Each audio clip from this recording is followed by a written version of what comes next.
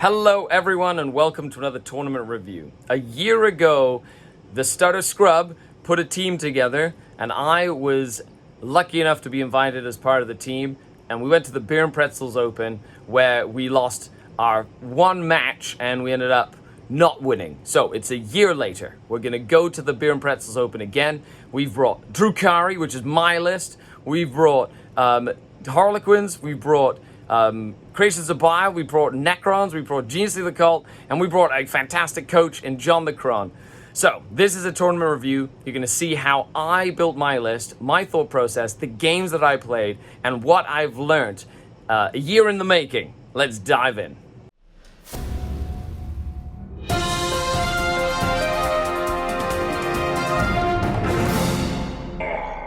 The Dark King. As always, here I am in front of the army. This is another tournament report. It's an action-packed video where I get to break down this army and I take it to a tournament and then we see what I learnt. So stick around, we'll go over the army first, then we'll go to the event, we'll see how the army did, and then we'll come back and break it down.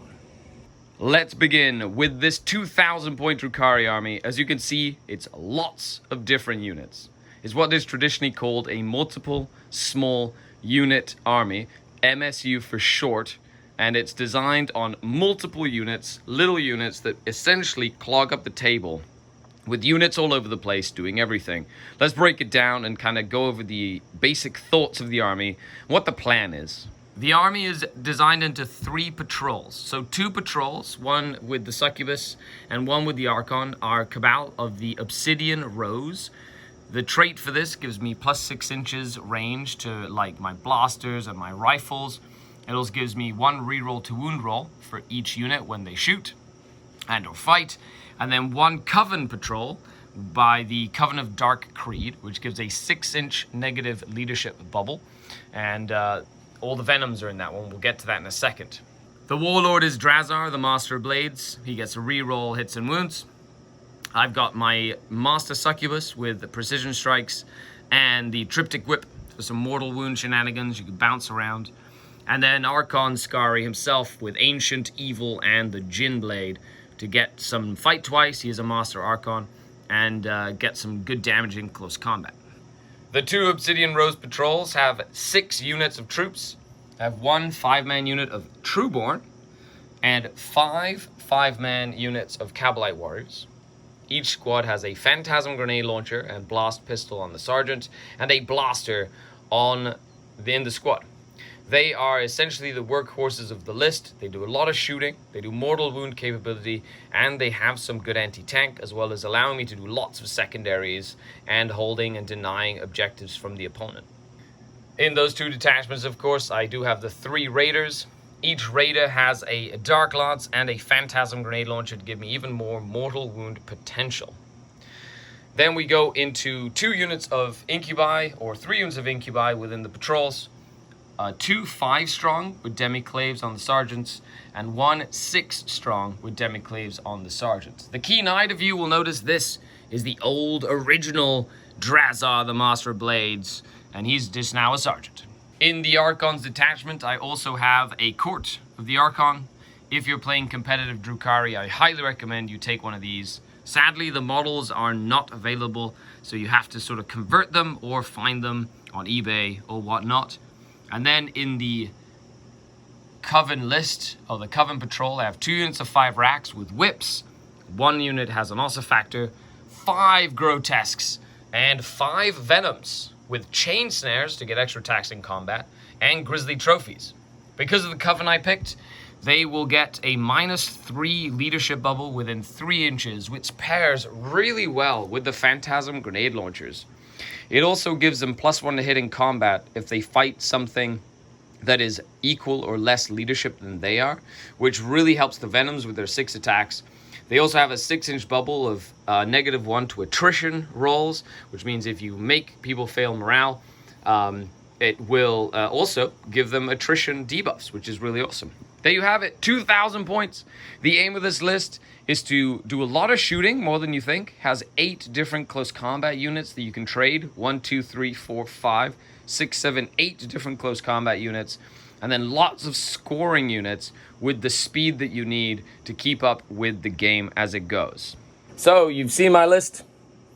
I think it's going to do well. I'm really excited. I get to go with the crew, the Starter Scrub crew, John the Cron. I get to go with Dustin, Jesse, Diogo, Adam. It's going to be such a fun time. Really excited. Let's take a look at how it goes. I get a road trip, and then we'll come back and see how it did. It's currently raining. We're doing Jenga with the car because we have to drive up to Sudbury. We're excited. It's going to be a good drive. Wish us luck, everyone. So we are currently in the Canadian wilderness of Perry Sound, where there are lots of mooses. There's a moose right there, and there's a moose right there. Look, a mountie. Too many meese. We have arrived at the Northbury Hotel. We're eating some food. This is the night before all the crazy happens. With the Before? crew. It's already started. This is our third pub. We went through the stab tunnel. We went through the stab Sudbury tunnel. doesn't sell food. I know, what is this? Anyway, we're looking forward to it. We'll see you in the morning. See you at the venue. We're at the venue. It's a nice venue. We're hanging out. And we're looking forward to the rounds. Let's take a look at the games. Round one, I get to play against Tau. We're playing Conversion. Tau went first. They picked Kauyon, and they're essentially just redeploying stuff right now. It is player-placed terrain for a lot of these tables. Some of the tables have set terrain, but wish me luck. This is going to be a fun event. We're having a lot of fun. There's Dustin. There's the crew. There's Jesse. There's John. Look, we're all having a good time. It's going to be a good one. Okay, end of the first battle round. What a bloodbath. However, I was able to beat the Tau 17-3 in WTC scoring. Tau went first, so they weren't really able to see much. And then turn two, they weren't really able to see too much. I just kind of sacrificed a unit of Incubi and a Venom for them to die, and they died. And then I basically moved everything up. On his third turn, he did most of his damage, killed all my transports, but that allowed me to be in a position to just push into his line on turn my 3 and 4, which then basically meant that I flipped the game around and he was unable to score, and basically he was tabled at the end of the game. What a great game. That's it for round one. I believe we won our round. So we're going into round two, and then there's lunch and stuff. And here we are, round number two. I'm playing Creations of Bile. All of the armies is hiding. Yeah, that's how that works. He's hiding, and I ended up going first in Tide of Convergence, which is always really fun. Oh, look at the Kelemorph. He's so sneaky. He's so sneaky. Okay, wish me luck. Round number two, let's fight. And here we go. So end of round number two. I played against Creations of Bile. Very, very tough matchup. I ended up getting 9 points, so it was an 11-9 loss. There was a few things I made mistakes where it could have gone differently. Closest game against Bile I've had up to date, and I definitely did not like the hold 2 against it. However, millions of little units everywhere, amazing. I loved that so much. Even at the end of the game when I was getting murdered, I still had units popping out of transports going to do random stuff. It was great. I cannot recommend it enough. Not sure how the team did though. I feel like it was a rough round all round, so we'll see how the team did as well. Well, that is the end of the round, and we ended up drawing the round. 51 to Stutter Scrub, so us, to 49 to our opponents. That was a draw. We were on the winning end of the draw. We had a 20-point win with the Genes through the Cults beating the Tyranids. We had a 17 3-point loss with the Imperial Knights killing our Bile list. Then we had a 9-11 loss from Necrons into Harlequins, and then a 10-10 draw for Harlequins into the Death Guard. So we won by 1 point. Crazy, crazy game. Okay, on to round number 3. And here we have it in round number 3. I'm playing against 1 million Imperial Guard models. This is old Guard, not new Guard. So lots and lots of Guard. Manticores, Company Commander, Tank Commander guys, lots and lots of infantry, lots and lots of guns on a Hammer and Anvil deployment. That'll be fun. Oh no, now it's a banner. Now I'm getting infiltrated by a banner. Thanks, Dustin. Okay, so that is the end of the round. I did pack up all my stuff because we're packing up and whatnot. However, I did win that game. It was 100 points to 37 points for the Dark Eldar one. I tabled that guard army in 4 turns. I went first, rushed him, fear and terror, take them alive, and behind enemy lines, and I just pinned him in the zone and just killed every guardsman out of the like 200 guardsmen. It was, what an insane game that was. Okay, so with that, we're gonna go have some food, and tomorrow it is a new day. This is round number 4. I get to play against Necrons. Really excited about it. It's gonna be super fun. We're playing the Scouring. The reps into John the Cron should really help with this, so looking forward to it. Wish me luck. It is round 2. We're all ready to rock and roll. Everybody's having a great time. So let's do this. Okie dokie, end of the game. I was able to get 97 to 50, so it's a 19-1 point for the Dark Eldar.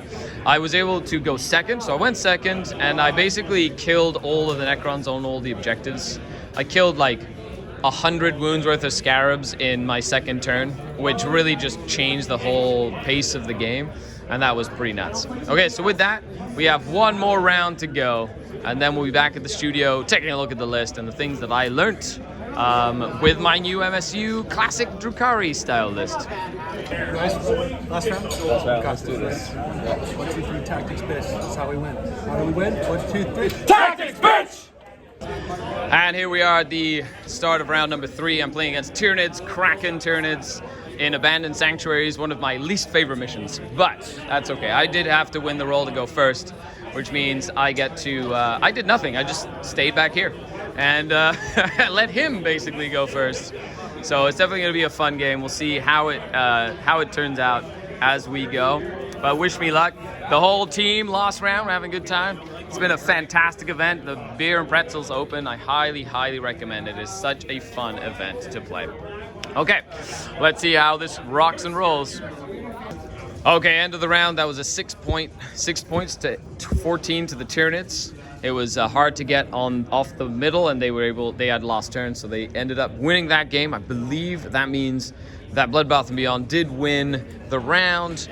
I needed like 10 points out of this game to actually make it a difference, but sadly that was not the case. But we'll go back to the studio, take a look at the list, and the things I learned from running MSU Drukhari. Really excited, very fun game though, very hard fought, and much easier to fight than Leviathan Tyranids, I'll tell you that much. We are back in the studio after a 3-hour drive from the event. Here is the list. You saw how it did. So let's break it down. We'll go over the things that worked, the things that didn't work, my thoughts, and of course, the changes that I will make to this list in the future to make it better and to better compete in the current meta. So let's recap. I beat Tau. I lost to Creations of Bile. I won against the Imperial Guard.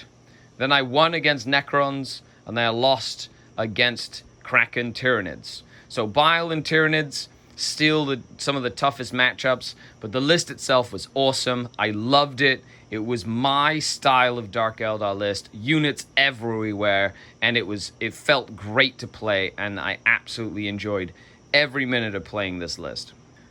So, what worked? Well, Drazar was amazing, the Succubus amazing, and the Archon amazing. I would take these 3 in every list I make, because they're just so good. The entire block of warriors was great. I really liked having so many troops, so many guns, so many mortal wound output. The same goes with the raiders. I really liked them. The venoms were excellent. The grotesques were really good. The Wrecks, the upgrades I didn't really use, but they're Wrecks. They're fantastic. They were really good.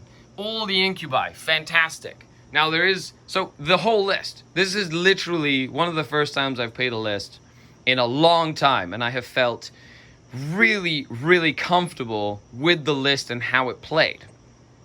So with that, sort of what kind of things would I change in terms of efficiency? Well, let's take a look, because the little tweaks are what make a list like this from good to great, and it could be a little change that might be the best interest of the list itself. So what would that be? To be honest, the changes to the list would be very, very simple. I would remove 1, 2, 3, 4, 5, 6 blast pistols from all of these Kabalite warriors. So 5 points each, that's 30 points. Now the reason I would do this is because throughout the tournament, I was always having an issue with the fact that the Phantasm grenade launcher and the pistol cannot be fired at the same time. Because if you shoot pistols, you can only shoot pistols. which means a lot of the time I was getting close to use the blast pistol and then I couldn't shoot the Phantasm. So what has to happen here is I drop them, and that means that they can really stay at their full Obsidian Rose range and I'm not tempted to get close to use the blast pistols. That gives me 30 points. Then on this side of the board, I remove these 2 electrocorrosive whips and just add regular sergeants with no upgrades. That gives me 10 more points. So 30 and 10, that's 40 more points, which will allow me to fill up that detachment with another 5 racks. I keep the Ossa factor for some Fire and Fade shenanigans, which can come in handy once in a while, but the list basically stays exactly the same. And I add another unit, which makes my list do what it's designed to do better. And there you have it, folks. I hope you enjoyed this report. Let me know what you think of this list in the comments down below. A huge shout out to the channel Patreons. Thanks to you, I get to do content like this. Support the channel today. Follow the link in the description. Support me on Patreon, and I really appreciate it. Get on the Discord, extra content, all that good stuff. I hope you enjoyed it. This was really fun. The Dark Kin. Bye, everybody.